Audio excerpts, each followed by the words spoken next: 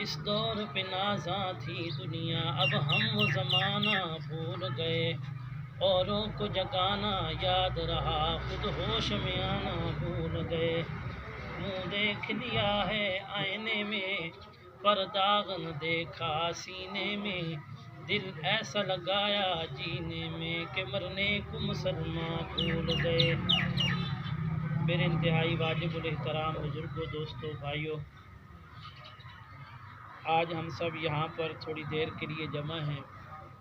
ہمارے بھائی عبید اللہ صاحب کے والد محترم جن کا انتقال دنیا سے ہو چکا ہے، ان کے لیے مل بیٹھ کر اللہ تعالیٰ کے حضور دعائے مغفرت کریں کہ اللہ تبارک و تعالیٰ دنیا کے اندر رہتے ہوئے ان کی زندگی کے اندر جو ان سے کوئی کمی پیشی غلطی کوتاہی ہوئی ہو اس کو معاف فرمائے، اور اپنی رحمت سے ان کو اپنی جوار رحمت کے اندر جگہ نصیب فرمائے، جنت الفردوس کے اندر ان کو اعلیٰ مقام نصیب فرمائے۔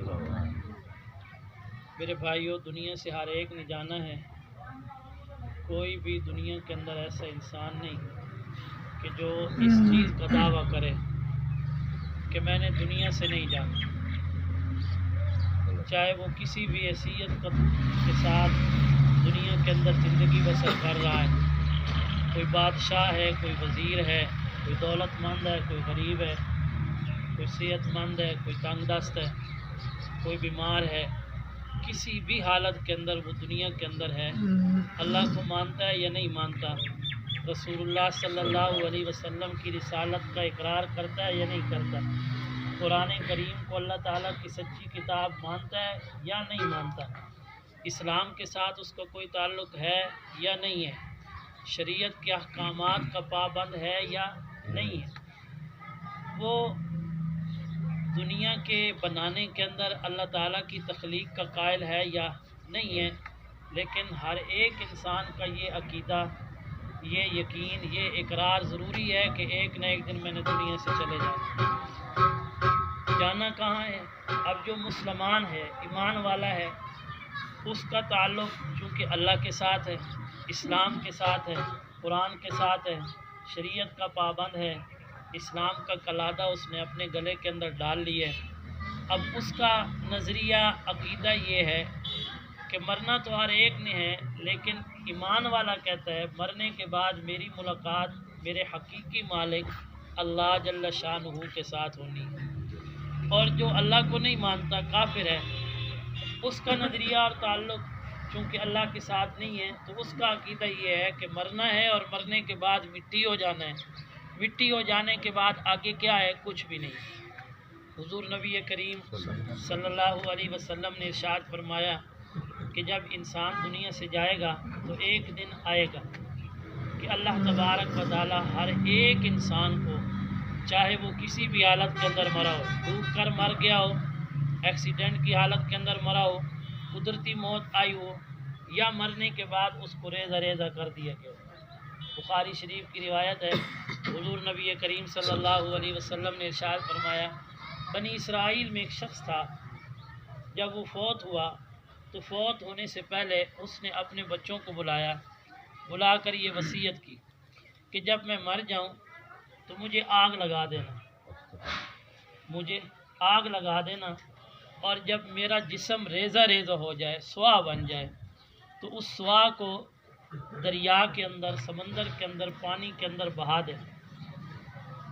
اللہ تبارک و تعالیٰ کے محبوب پیغمبر جناب محمد الرسول اللہ صلی اللہ علیہ وسلم نے ارشاد فرمایا، اللہ تبارک و تعالیٰ نے اس کو مرنے کے بعد زندہ کیا، زندہ کرنے کے بعد اس کو اپنے دربار کے اندر بلایا اور اس سے پوچھا کہ یہ کیا ہے، کہ تو نے یہ وصیت کیوں کی، پھر تو نے پہلے اپنے آپ کو آگ لگوائی، پھر اس کے بعد اپنی سوا کو، اپنی مٹی کو تو نے سمندر اور پانی کے اندر کیوں بہایا، یہ وصیت تو کیوں کر کے مرا؟ اس نے کہا کہ یا اللہ، میں تیرے سامنے کھڑا ہونے سے ڈر رہا تھا، تیرے دربار میں حاضر ہونے سے ڈر رہا تھا۔ تھوڑی سی توجہ چاہتا ہوں یہاں پہ، میں ہوں، اگر مجھے میرا والد، اگر ہم میں اپنے والدین کی کوئی عزت احترام باقی ہے تو اس اولاد کی بات کر رہا ہوں، اگر مجھے میرا والد صبح کے وقت اٹھتے ہی یہ کہہ دے کہ آج شام کو جب تو رات کو گھر آئے گا تو تو نے مجھے اپنے پورے دن کے ایک ایک منٹ کا حساب دینا ہے، ایک ایک منٹ تو نے کون سا پیسہ کمایا، کہاں سے کمایا، کہاں پہ لگایا، آج پورے دن کے اندر تو نے آنکھ کو کیسے استعمال کیا، اپنے زبان کو کیسے استعمال کیا، قدموں کو کیسے استعمال کیا، اپنے ہاتھوں کو کیسے استعمال کیا، اس پیشانی کو کہاں کہاں پر لگایا، تو نے کیا کیا کیا ہے، تو نے مجھے ایک ایک منٹ کا تو نے مجھے حساب دینا ہے۔ میں تو یوں سمجھتا ہوں، آپ کے بارے کے اندر تو نہیں جانتا، کہ رات کا وقت ہوگا تو رات جیسے جیسے دن ڈھلتا جائے گا تو میرے پسینے چھوٹنے شروع ہو جائیں گے۔ مجھے تو یہ ڈر اور خوف رہے گا کہ اگر خدا نخواستہ ایسا کوئی کام جو میری نظر کے اندر صحیح ہو، جو میری نظر کے اندر صحیح ہو، میں اس کو صحیح سمجھ رہا ہوں، لیکن جب میں اپنے باپ کے سامنے جاؤں گا اور اس کو حساب دوں گا، اگر اس نے میرے اس کام کو جو میری نظر میں صحیح ہے اس کو یہ کہہ دیا کہ یہ تو نے غلط کیا ہے اور اس پر وہ سزا دے گا تو کیا بنے گا؟ تو انسان کو ڈر لگتا ہے۔ یہ تو دنیا کے اندر انسان کا ڈر ہے نا، بڑوں سے۔ آج ہماری پیشی ہو جج کے سامنے، ڈی سی کے سامنے، اور جتنے بھی افسران بالا ہے، کسی کے سامنے اگر ہمیں یہ نوٹیفیکیشن مل جائے، ڈاک مل جائے کہ کل فلاں تاریخ کو فلاں وقت کے اندر تو نے فلاں جگہ پہ حاضر ہونا ہے، تو ہم بھاگتے پھرتے ہیں کہ کیا ہوگا، کیا ہوا ہے، مجھ سے کون سی غلطی ہو گئی جس کی وجہ سے میری طرف یہ آرڈر آ گیا ہے، وہاں پر کیا بنے گا، اگر وہ غصے کے اندر ہوا تو وہ تو میری بات نہیں سنے گا۔ لیکن ایک عدالت تو یہ دنیا کی ہے نا، اس کے اندر کیا ہے، سفارش بھی چل جائے گی، ہم کسی کو تلاش کریں گے، اس کا کوئی بیٹا، اس کا کوئی بھائی، اس کا کوئی رشتہ دار، اس کا کوئی دوست، تو ہماری سفارش بھی چل جائے گی، اور اگر اللہ نے مال دیا ہے تو مال بھی چل جائے گا، اور اگر تجربہ دیا ہے، کوئی چلاکیاں اللہ تبارک و تعالیٰ نے مزاج کے اندر رکھی ہیں تو وہ بھی چل جائیں گی۔ لیکن دربار خداوندی وہ دربار ہے جس کے بارے کے اندر اللہ تبارک و تعالیٰ خود ارشاد فرماتے ہیں، وَاتَّقُوا يَوْمًا لَا تَجْزِي نَفْسٌ عَن نَفْسٍ شَيْئًا وَلَا يُقْبَلُ مِنْهَا شَفَاعَةٌ وَلَا يُؤْخَذُ مِنْهَا عَدْلٌ وَلَا هُمْ يُنصَرُونَ۔ اس دن کسی قسم کی کوئی جزا نہیں چلے گی، کسی قسم کا کوئی پیسہ نہیں چلے گا، کسی قسم کی کوئی سفارش نہیں چلے گی، کسی کی بات نہیں سنی جائے گی۔ یوم یقوم الروح والملائکۃ صفا، اس دن وہ جو فرشتے ہیں اللہ کے دربار کے اندر رہتے ہیں نا، اللہ کے قریبی ہیں، اور جو جس کا جتنا قریبی ہوتا ہے اس کے ساتھ اس کا اٹھنا بیٹھنا جتنا زیادہ ہوتا ہے، وہ اس کے ساتھ اٹھنے بیٹھنے کی وجہ سے اس کا تعلق بھی زیادہ ہوتا ہے اور بے تکلفی بھی زیادہ ہوتی ہے۔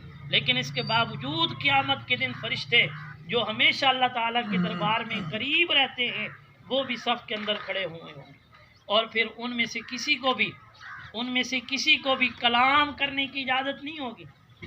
والملائکۃ صفا لا یتکلمون الا من اذن، کوئی کلام نہیں کر پائے گا، کوئی بھی کلام نہیں کر پائے گا۔ انسان تو فرشتے تو فرشتے رہے، اللہ تبارک و تعالیٰ نے انسانیت کو اس سے بھی بڑا ملکہ، بڑا مقام عطا کیا ہے۔ تو لوگ حضرت آدم کے پاس آئیں گے کہ اے آدم علیہ السلام، آپ کو اللہ نے نبوت عطا کی، رسالت عطا کی، اور پھر سب سے بڑا اعزاز یہ ہے کہ اللہ نے آپ کو انسانیت کا جد امجد بنایا ہے۔ سب سے پہلے انسانیت کی ابتدا اللہ نے آپ سے کی ہے۔ اس سے بڑا اعزاز یہ ہے، دنیا کے اندر کوئی بھی پیدا ہوا ہے اس کی رہائش زمین بنی ہے، اور آپ پیدا ہوئے تو آپ کی رہائش جنت بنی ہے۔ تو یہ کتنا بڑا اعزاز ہے، اللہ نے اتنے بڑے اعزازات سے آپ کو نوازا ہے۔ آپ دنیا کے اندر تشریف لے گئے، جب مالدیپ کے علاقے کے اندر آپ کو اللہ نے اتارا، سری لنکا کے اندر، تو اس وقت آپ نے دنیا کو دیکھا تو دیکھ کر آپ پریشان ہو گئے، حیران ہو گئے کہ میں کہاں پہ آ گیا ہوں، کوئی آپ کی مانوسیت والی کوئی چیز نہیں تھی، صرف خالی زمین تھی۔ اب حضرت آدم جب خوف کرنے لگے تو خصائص الکبریٰ علامہ سیوطی رحمہ اللہ نے لکھا ہے، حضور نبی کریم صلی اللہ علیہ وسلم نے ارشاد فرمایا، اس موقع پر حضرت آدم کو تسلی دینے کے لیے اللہ نے آسمانوں سے جبرائیل امین کو بھیجا کہ جاؤ اور جا کر آدم کو تسلی دو، اس کے خوف کو، اس کی حیرانگی کو، پریشانی کو، پشیمانی کو جا کر ختم کرو۔ یا اللہ کیسے؟ فرمایا کہ جا کر اس کے سامنے وہ کلمات کہنا جو کلمات میرے میرے محبوب پیغمبر جناب محمد الرسول اللہ صلی اللہ علیہ وسلم ہر روز اپنی زندگی کے اندر جب تک وہ زمین پر قائم رہیں گے ہر روز 5 وقت یا تو پڑھیں گے یا سنیں گے، اللہ اکبر اللہ اکبر اللہ اکبر اللہ اکبر اشہد ان لا الہ الا اللہ۔ اس وقت یہ اذان کہی گئی، اور جب اذان سیدنا حضرت آدم علیہ السلام نے سنی، کہنے والا کون تھے؟ جبرائیل امین تھے۔ سننے والے کون تھے؟ سیدنا حضرت آدم علیہ السلام تھے۔ حکم دینے والا جناب اللہ تبارک و تعالیٰ کی ذات تھی۔ جب یہ کلمات کہیں گے تو حضرت آدم علیہ السلام کے دل سے خوف، حیرانی، پریشانی سب ختم ہوں گے۔ علماء نے اسی حدیث کے تحت ایک نقطہ لکھا ہے، فرمایا کہ اگر کسی کے بچے یا کسی کے گھر کے اندر، اپنے گھر کے اندر بچے ڈر رہے ہوں، یا کوئی بچہ ویسے ڈر رہا ہو، دنیا کے اندر حضور نبی کریم صلی اللہ علیہ وسلم کا ارشاد ہے، دنیا کے اندر اللہ نے ایسی ایسی مخلوقات پیدا کر رکھی ہیں کہ جب بندہ اپنے گھر سے قدم پائر رکھتا ہے، اگر اس کے ساتھ دائیں طرف بائیں طرف اوپر نیچے آگے پیچھے اگر فرشتے اس کی حفاظت کرنے والے نہ ہوں تو یہ ایک لمحے سے پہلے اچک لیا جائے، ایک لمحے سے پہلے وہ مخلوقات اس کو نیست و نابود کر دے۔ ایسی ایسی مخلوقات اللہ تبارک و تعالیٰ نے دنیا کے اندر پیدا کر رکھی ہیں۔ اس لیے حضور نبی کریم صلی اللہ علیہ وسلم نے ارشاد فرمایا، جب تم صبح کرو اپنے آپ کو اللہ تعالیٰ کی پناہ کے اندر دے دو، جب تم صبح کرو اللہ تعالیٰ کی حفاظت کے اندر اپنے آپ کو دے دو۔ اس لیے حضور نے فرمایا کہ جب بھی تم میں سے کوئی بندہ، چاہے وہ بچہ ہے، چاہے وہ بڑا ہے، چاہے وہ بوڑھا ہے، اللہ اور اس کے رسول کو مانتا ہے، اپنے گھر سے قدم باہر نکالے تو وہ یوں کہہ دے، بسم اللہ توکلت علی اللہ لا حول ولا قوت الا باللہ، کہ میں اس پاک نام ذات کے ساتھ شروع کرتا ہوں اپنا باہر نکلنا، اور میں اسی پر توکل کرتا ہوں جس کا نام اللہ ہے۔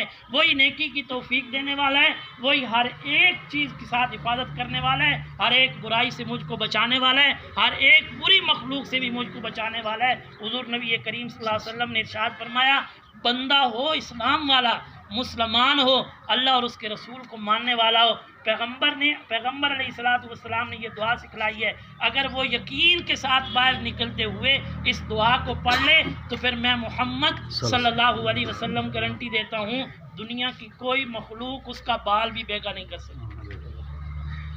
یہ تو ہمارے اندر یقین کی کمی ہے۔ حضرت ابو الدرداء رضی اللہ تعالی عنہ حضور علیہ السلام کے صحابی ہیں، ایک مقام پر تشریف فرمائے، صحابہ کی مجلس لگی ہوئی ہے، وہ بھی بیٹھے ہیں، گپ شپ کے اندر مصروف ہیں۔ اچانک ایک غلام لڑکا دوڑتا ہوا آ رہا ہے، اس کا سانس پھولا ہوا ہے، پسینہ نکل رہا ہے، آ کر حضرت ابو الدرداء رضی اللہ تعالیٰ عنہ کو چمٹ گیا، کہا کہ میرے آقا میرے آقا میرے آقا، میرا آپ کا مکان بھی جل گیا، آپ کا سامان بھی جل گیا، آپ کی اولاد بھی جل گئی، آپ کے گھر والے بھی جل گئے۔ حضرت ابو الدرداء رضی اللہ تعالیٰ نے اس کو پیچھے ہٹایا، کہا کیا ہوا؟ کہا کہ حضرت ابو الدرداء، اے میرے آقا، آپ کا جو مکان ہے اس کو آگ لگ گئی، آپ کا جو سامان ہے اس کو بھی آگ لگ گئی، اور آپ کے گھر کے اندر جو بسنے والے آپ کی آل اولاد تھے، آپ کی بالیاں تھیں، آپ کے بیویاں تھیں، والدین تھیں، جو بھی رہنے والے تھے سب کو آگ لگ گئی۔ حضرت ابو الدرداء رضی اللہ تعالیٰ، اگر ہم میں سے کوئی ہوتا تو یقیناً بھاگ پڑتا، لیکن حضرت ابو الدرداء رضی اللہ تعالیٰ نے مسکرا پڑے، کہا کہ تو نے میرے مکان کو آگ لگتے ہوئے اپنی آنکھوں سے دیکھا ہے؟ کہا کیا مطلب؟ کہا میرے مکان کی کسی چیز کو آگ لگتے ہوئے تو نے اپنی آنکھ سے دیکھا ہے؟ کہا نہیں۔ کہا کہ پھر کیسے آگ لگ گئی؟ کہا کہ آپ کے ارد گرد فلاں مکان بھی جل گیا، فلاں بھی جل گیا، فلاں بھی جل گیا، اس کا سامان بھی جل گیا، اس کی آل اولاد بھی جل گئی، اس کے سارا تباہ و برباد ہو گیا اس کا، تو اب آپ کا ہی ایک مکان بچا ہے، جب ساری بستی جل گئی ہے تو آپ کا مکان کوئی سونے کا تھوڑا بنا ہوا ہے، یا آپ کے مکان کے ساتھ کوئی دریا تھوڑا ہے کہ آگ وہاں تک نہیں پڑے گی۔ تو میں تو جب دیکھا کہ اس آگ کو آپ کے گھر کی طرف لپکتے ہوئے تو بھاگا ہوا آپ کی طرف آ گیا کہ میں تو اس کی حفاظت نہیں کر سکتا، اگر آپ کر سکتے ہیں تو کر لو۔ حضرت ابو الدرداء نے کہا کہ جاؤ جا کر دیکھ کے آؤ، میرے مکان کی کسی چیز کو بھی نقصان نہیں ہوا۔ وہ غلام حیران ہوا، پریشان ہوا۔ اب اس کو ایک طرف وہ اپنی آنکھوں سے پہلے کا منظر دیکھ کے آ رہا تھا، دوسرا منظر اس نے حضرت ابو الدرداء کی اس حالت کو دیکھا، کیفیت کو دیکھا، کتنی یقین دہانی اور اس قدر اپنے آپ پر بھروسہ، توکل۔ انہوں نے کہا عجیب بات ہے۔ اب وہ دوبارہ بھاگا، اب وہ بھاگ کر گیا، جب اس نے دیکھا کہ بستی کے ایک ایک گھر جل چکا، گھر کا ایک ایک سامان جل چکا، گھر میں رہنے والا ایک ایک فرد جل چکا، لیکن حضرت ابو الدرداء رضی اللہ تعالیٰ عنہ کے مکان، سامان، آل و اولاد، گھر کے کسی بھی فرد کو آگ کا چھونا تو کیا شاید کہ دھواں بھی نہ پہنچا۔ وہ پھر بھاگا آیا، میرے آقا سب کچھ جل گیا لیکن آپ کا مکان بالکل ٹھیک ٹھاک۔ کہا کہ میں کیسے یقین کر لیتا تیری بات پر، کیونکہ میں تو یقین کرنے والا ہوں اپنے آقا جناب محمد الرسول اللہ صلی اللہ علیہ وسلم کی زبان پر۔ میں نے اپنے ہی پیغمبر جناب محمد الرسول اللہ صلی اللہ علیہ وسلم کی زبان اقدس سے یہ جملے خود اپنے کانوں سے سنے ہیں کہ میرے اور آپ کے آقا جناب محمد الرسول اللہ صلی اللہ علیہ وسلم نے ارشاد فرمایا، جو شخص صبح کرے اور یہ کلمات کہہ لے، اللہم انت ربی لا الہ الا انت علیک توکلت وانت رب العرش العظیم، ما شاء اللہ کان وما لم یشاء لم یکن، لا حول ولا قوة الا باللہ العلی العظیم، اعلم ان اللہ علی کل شیء قدیر وان اللہ قد احاط بکل شیء علما، اللہم انی اعوذ بک من شر نفسی ومن شر کل دابۃ انت آخذ بناصیتہا ان ربی علی صراط مستقیم۔ میرے اور آپ کے آقا جناب محمد الرسول اللہ صلی اللہ علیہ وسلم نے ارشاد فرمایا، ان کلمات کو جو بندہ صبح کے وقت کے اندر ایک مرتبہ اپنی زبان سے ادا کر لے گا، اللہ تبارک و تعالی شام تک اس کی جان کی، اس کی عزت کی، اس کی آبرو کی، اس کے مکان کی، مکان کے اندر اس کے سامان کی، اس کے آل و اولاد کی، ہر ایک چیز کی اللہ حفاظت فرمائیں گے سوائے موت سے۔ اللہ ہر ایک چیز سے اس کی حفاظت فرمائیں گے۔ ابو الدرداء کہتے ہیں، جس دن سے میں نے پیغمبر کی زبان سے یہ کلمات سنے ہیں، کوئی میری صبح ایسی نہیں گزری، کوئی میری شام ایسی نہیں گزری کہ یہ کلمات میری زبان پر جاری نہ ہوئے ہوں۔ اے غلام، میں تیری آنکھ کو دیکھ کے واقعے پر یقین کر دوں یا اپنے پیغمبر کی زبان پر شک کر دوں؟ یہ ہو ہی نہیں سکتا کہ ابو الدرداء اپنے پیغمبر کی زبان پر شک کر لے۔ مجھے 100 بندے بھی آ کر یہ کہہ دیتے کہ تیرا مکان جل چکا ہے، پھر بھی میں نہ مانتا، کیونکہ میں نے پیغمبر کی زبان سے یہ جملے سن رکھے۔ سبحان۔ اس دور کا تو مسلمان، اس دور کے کافر کا یہ عالم تھا۔ حضور نبی کریم صلی اللہ علیہ وسلم کے ایک صحابی مکے کے اندر آئے، مشرکین مکہ کا دور ہے، حضور علیہ السلام کو مکہ سے نکال دیا گیا، صحابہ کو مکہ سے نکال دیا گیا، مدینہ چلے گئے۔ ایک صحابی مکے کے اندر آئے کسی غرض کے لیے، طواف کر رہے ہیں۔ کوئی مسلمان اس وقت بیت اللہ کا طواف نہیں کر سکتا تھا جب تک کہ اس وقت مشرکین کے سردار ہونے پہ سردار ابو جہل جب تک اجازت نہ دیتا، اس وقت تک بیت اللہ کے طواف، اللہ کی عبادت کرنے کی اجازت نہیں تھی۔ اب یہ صحابی آئے، جب آئے تو ان کے وہاں پر رہنے والا ایک دوست بھی تھا جو تھا کافر، رشتہ دار بھی تھا، تعلق بھی تھا، اس کو ملے، کہا کہ میں بیت اللہ کا طواف کرنا چاہتا ہوں۔ کہا کہ ابو جہل تو تجھے اجازت نہیں دے گا۔ کہا کہ پھر یوں کر لو نا، آپ کے مکہ کے اندر یہ قانون بنا ہوا ہے کہ تو مجھے امن دے دے، امن کا اعلان کر دے۔ جب تو مجھے امن کا اعلان کر دے گا تو یقیناً تیرے امن کو کوئی نہیں توڑے گا، تو مجھے اپنا امن دے کر بیت اللہ کا طواف کروا دے۔ اب وہ صحابی رسول جب اپنے دوست کو ملے تو انہوں نے کہا کہ ٹھیک ہے، میں تجھے امن دیتا ہوں، لیکن میں ابو جہل کے سامنے نہیں آ سکتا، وہ اتنا بڑا سردار ہے، میں اس کے سامنے کیسے آ سکتا ہوں؟ ہاں، ابو جہل دن کے وقت بیت اللہ کے سیر میں نہیں آتا، اپنے گھر کے اندر ہوتا ہے، اس وقت بیت اللہ کا طواف بھی کوئی نہیں کرتا۔ دوپہر کا وقت جب ہوتا ہے اس وقت میں تجھے لے جاؤں گا، تو بیت اللہ کا طواف کر لینا، اگر کوئی اور کافر آیا نا میں اس کو بتا دوں گا کہ میں نے امن کے اندر اس کو رکھا ہوا ہے، اگر ابو جہل آ گیا تو پھر تو جانا اور ابو جہل جانا۔ اب صحابی رسول آئے، بیت اللہ کا طواف کر رہے ہیں، تو اچانک ابو جہل آ گیا۔ اس نے دیکھا ہو صحابی، ہو پیغمبر کو ماننے والا، ہو مدینے کا رہنے والا، اور میری بے عزتی کرنے والا، اور میرے علاقے کے اندر بیت اللہ کا طواف کر رہا اور میری اجازت کے بغیر۔ اب وہ آیا اور اس نے آ کر کہا کہ اسعد، تجھے کس نے اجازت دی ہے کہ تو بیت اللہ کا طواف کر؟ اس نے کہا کہ تو کون ہوتا ہے مجھے اجازت نہ دینے والا؟ تو کون ہوتا ہے مجھے اجازت نہ دینے والا؟ ابو جہل نے کہا کہ تو جانتا نہیں ہے میں سردار ہوں، میری اجازت کے بغیر یہاں پر طواف کرنے کی اجازت نہیں ہے۔ جب بات بڑی، حضرت سعد نے کہا کہ تو بس تھوڑے دیر کی تیری سرداری ہے، میں پیغمبر کی زبان سے سن چکا ہوں، وہ دن بڑا قریب ہے جس دن کے اندر تجھے قتل کر دیا جائے گا۔ اور حضور اپنی زبان سے یہ جملہ فرما چکے ہیں۔ اب وہ حضرت سعد کو جو امن دینے والا ہے، حضرت وہ جو دوسرا کافر تھا وہ آگے بڑھا۔ کسی کو دھمکی دینا قتل کی چھوٹی سی بات تو کوئی نہیں ہے۔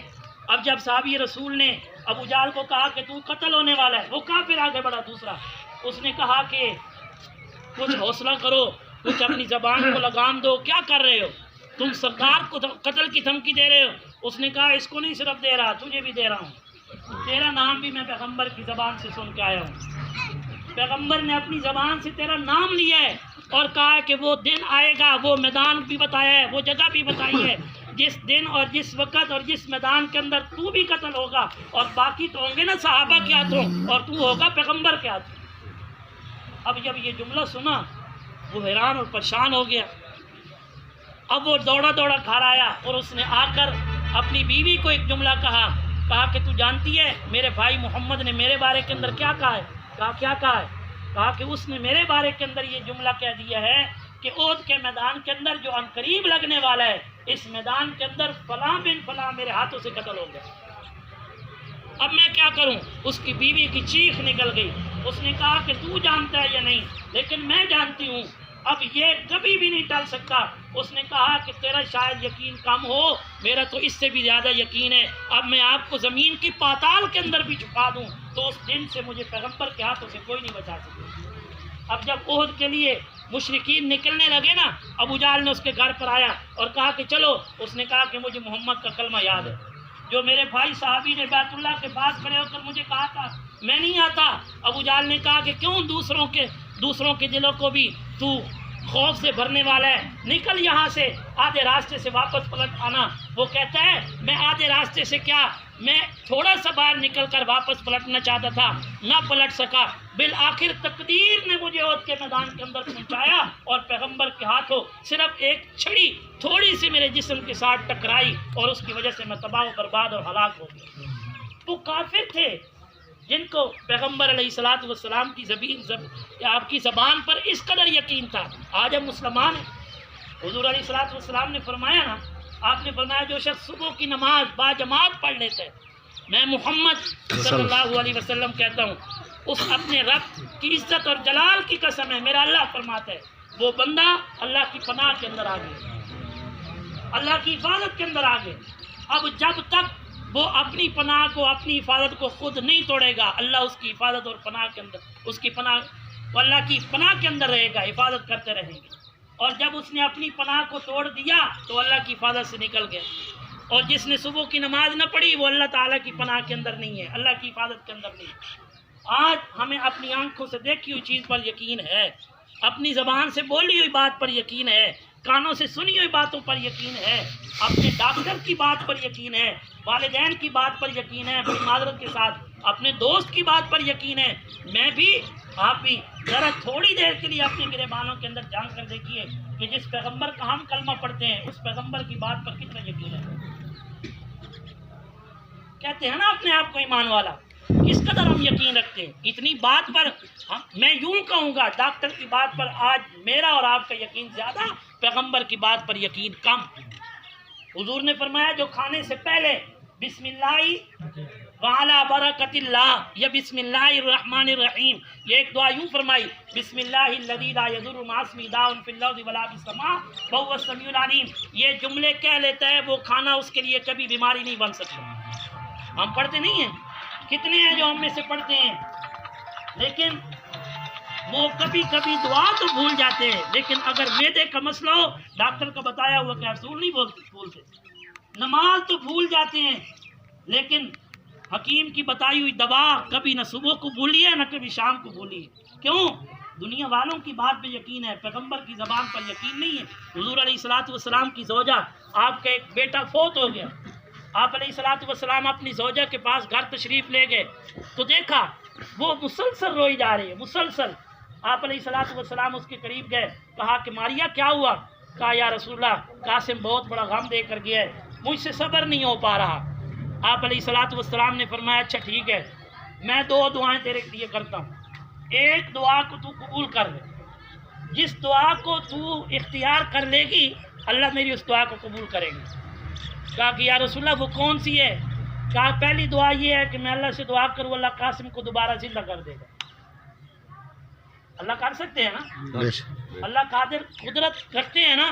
تو اللہ کے پیغمبر نے فرمایا پہلی دعا یہ ہے میں کرتا ہوں اللہ تیرے قاسم کو زندہ کر دے گا, جب تک پھر اس کی زندگی ہوگی تیرے پاس رہے گا, تو اس سے پیدا اٹھا لینا وہ تجھ سے پیدا اٹھا لے گا. دوسری دعا یہ ہے کہ میں اللہ تعالیٰ سے دعا کرتا ہوں اسی زمین پر کھڑے ہو کر تجھے تیرا قاسم جنت کے اندر کھیلتا ہوا تجھے دکھا دوں, جنت کے اندر تجھے کھیلتا ہوا دکھا دوں. تو اپنے بیٹے قاسم کو دیکھنا چاہتی ہے؟ وہ مسکرا پڑی. کہا یا رسول اللہ اس کے بعد تو آپ میری آنکھوں سے آنسو بہتا ہوا یا غم کرتا ہوا یہ اس قدر روتے ہوئے نہیں دیکھیں گے. اب حضور چلے گئے. اب جو سہیلیاں پاس بیٹھی تھی وہ حضرت ماریہ کو لپٹ گئی. کہا کہ تو نے اتنی بڑی دعا کو چھوڑ دیا.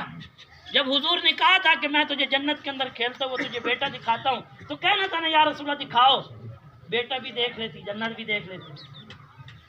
اتنی بڑی دنیا کے اندر کتنی بڑی نعمت تھی, تو نے تو اپنے ہی پاؤں پہ خود کلاڑی مار دی. اب جب سہیلیوں نے کہا کہ حضرت ماریہ نے کہا کہ تم اسلام قبول کرتی ہو پیغمبر کو مانتی ہو اس کے باوجود بھی یہ چاہتی ہو, تجھے اپنی آنکھوں سے دیکھی ہوئی جنت پر یقین ہے, مجھے جنت پر یقین نہیں پیغمبر کی زبان پر یقین ہے. جب پیغمبر نے کہہ دیے ہے اب چاہے میں 1000 بار اپنی آنکھوں سے دیکھ لوں اس قدر یقین نہیں آئے گا جس قدر مجھے پیغمبر کی زبان سے نکلے ہوئے جملے پر یقین ہے.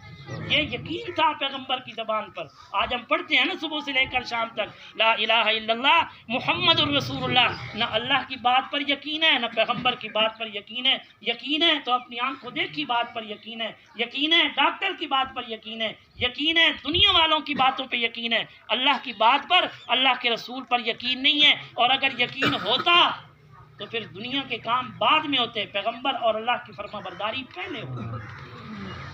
دنیا کے کام بعد کے اندر ہوتے, پیغمبر کی فرما برداری پہلے ہوتی.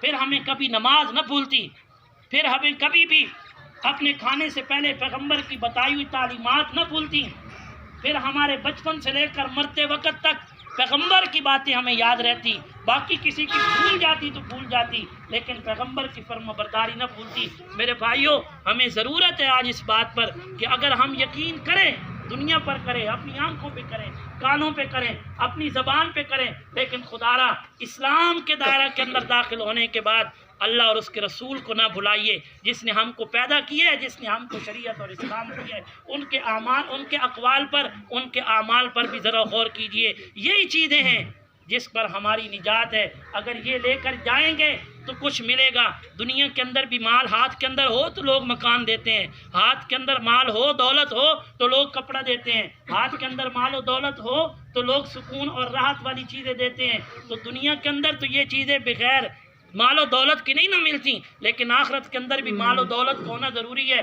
وہ مال و دولت کیا ہے میرے بھائیوں؟ پیسہ سونا چاندی نہیں, وہ مال و دولت اللہ تبارک و تعالیٰ کیا فرماتے ہیں الذی خلق الموت والحیات لیبلوکم ایکم احسن عملا. وہ مال و دولت نیک اعمال ہیں, نیک اعمال میں سے سب سے پہلے نماز ہے. اللہ تبارک و تعالیٰ ہمیں مرنے سے پہلے موت کی تیاری کرنے کی توفیق نصیب فرمائے. تمام حضرات ایک مرتبہ